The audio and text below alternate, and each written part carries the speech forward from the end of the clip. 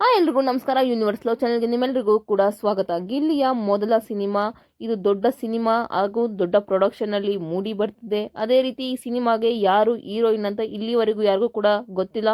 Producer ಇರ್ಬೋದು, director ಇರ್ಬೋದು, ಅದೇ ರೀತಿ ಹೀರೋ ಆಗಿರೋ ಗಿಲ್ಲಿ ಕೂಡ ತುಂಬಾ ಸೀಕ್ರೆಟ್ ಆಗಿ ಇಟ್ಟಿದ್ದಾರೆ ಹೀರೋಯಿನ್ ನ ರಿವೀಲ್ ಮಾಡಬಾರ್ದು ಅಂತ.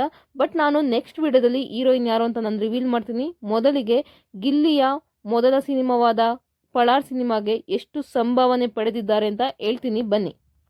ಗಿಲ್ಲಿ ಮೊದಲೆಲ್ಲ ಸಿನಿಮಾಗಳಲ್ಲಿ ಕಾಣಿಸಿಕೊಂಡಿದ್ದಾರೆ, ಆದರೆ ಸಣ್ಣ ಪುಟ್ಟ ಪಾತ್ರಗಳನ್ನು ಮಾಡಿದ್ದಾರೆ. ಆದರೆ ಅವರು ಪಡೆಯುತ್ತಿದ್ದ ಸಂಭಾವನೆ ಎಷ್ಟು ಎಂದರೆ 50,000 ಇಲ್ಲ 1,00,000, ಮಿನಿಮಮ್ ಅಂದ್ರೂ 1,00,000 2,00,000 ಪಡಿತಿದ್ರಂತೆ.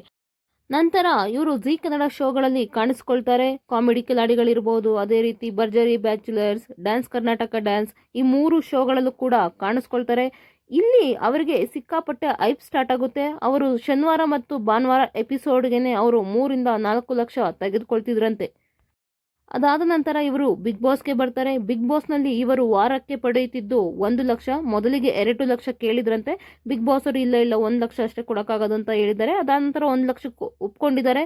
ಅದಾದ ನಂತರ ಅವರು ತಿಂಗಳಿಗೆ 4,00,000 ಸಂಭಾವನೆ ಬಿಗ್ ಬಾಸ್ ಇಂದ ಪಡಿತಾ ಇದ್ರು. ಬಿಗ್ ಬಾಸ್ ಆದ ನಂತರ ಅವರು ಸಿಕ್ಕಾಪಟ್ಟೆ ಈವೆಂಟ್ಗಳನ್ನು ಮಾಡಿದ್ದಾರೆ. ಈವೆಂಟಲ್ಲಿ ಅವರು ಸಿಕ್ಕಾಪಟ್ಟೆ ಅರ್ನ್ ಮಾಡಿದ್ದಾರೆ. ಪ್ರತಿಯೊಬ್ಬರು ಕೂಡ ಬಿಗ್ ಬಾಸ್ಗೆ ಹೋಗಬೇಕು ಅಂತ ಯಾಕೆ ಚಡಪಡಿಸ್ತಾರೆ ಅಂದರೆ ಇದೇ ಕಾರಣಕ್ಕೆ.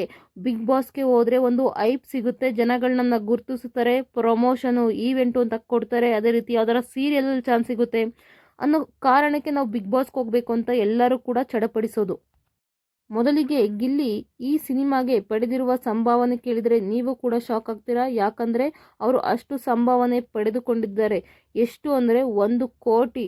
ಸಿನಿಮಾಗೆ ಫುಲ್ 1 ಕೋಟಿ. ಅವ್ರದ್ದೇನು ಇಲ್ಲಿ ಸೆಟ್ಟಲ್ಲಿ ಒಂಚೂರು ಖರ್ಚಿಲ್ಲ, ಊಟ ತಿಂಡಿ ಎಲ್ಲ ಪ್ರತಿಯೊಂದು ಅವ್ರದ್ದೇ, ಪ್ರೊಡ್ಯೂಸರ್ದೇ ಆಗಿರುತ್ತೆ. ಇಲ್ಲಿ ಇವ್ರಿಗೇನು 1 ಕೋಟಿ ಆಲ್ರೆಡಿ ಇವ್ರಿಗೆ ಸೆಟಲ್ ಕೂಡ ಮಾಡಿದಾರಂತೆ. ಇನ್ನೇನು ಸಿನಿಮಾ ಸ್ಟಾರ್ಟ್ ಆಗಬೇಕು ಅಷ್ಟೇ. ನೋಡಿ, ಒಬ್ಬ ಬಡ ಹುಡುಗ ಮನ್ಸು ಮಾಡಿದರೆ ಏನು ಬೇಕಾದರೂ ಮಾಡ್ತಾನೆ ಅನ್ನೋದಕ್ಕೆ ಒಂದು ಸ್ಫೂರ್ತಿ ಅಂತಲೇ ಹೇಳ್ಬೋದು ಗಿಲ್ಲಿ.